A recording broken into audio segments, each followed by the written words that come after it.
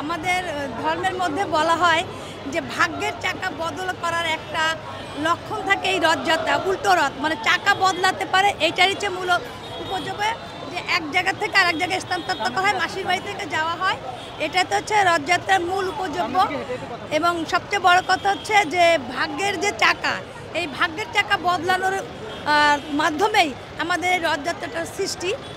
আর এই রথযাত্রাটা আমাদের মূলত পূর্বপুরুষরা এভাবেই আমাদের ধর্মীয় কৃষ্টি কালচারের মধ্য দিয়েই হয়ে আসছে এবং আমরা প্রত্যেকেই ভগবান শ্রীকৃষ্ণকে এক স্থান থেকে অন্য স্থান থেকে আনা হয় এবং অসম্ভব আনন্দের মধ্য দিয়ে আমরা র্যালির মাধ্যমেই আমরা এই রথযাত্রাকে উদযাপন করি। এবং আমাদের এই ভগবান শ্রীকৃষ্ণের এই যে রথযাত্রাটা যেটা হয়, আমরা যে দড়িটা টানি, এই দড়িটা টানাতে আমাদের মনে হয় যে চাকাটা ঘুরতেছে, এই চাকা ঘোরাতে সাথে সাথে আমাদের ভাগ্যেরও পরিবর্তন আসে, মানে উত্থান থেকে পতন হয়, পতন থেকে উত্থান হয়।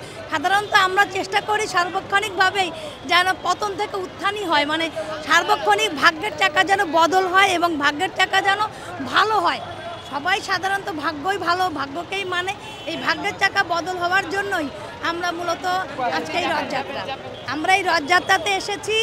এবং আপনারা জানেন যে বিভিন্নভাবে আমরা র্যালি করে থাকি এবং এক স্থান থেকে আর এক স্থানে যাই এবং আনন্দ উৎসব হই হুল্লার মাধ্যমেই আমরা এই রথযাত্রা পালন করে থাকি।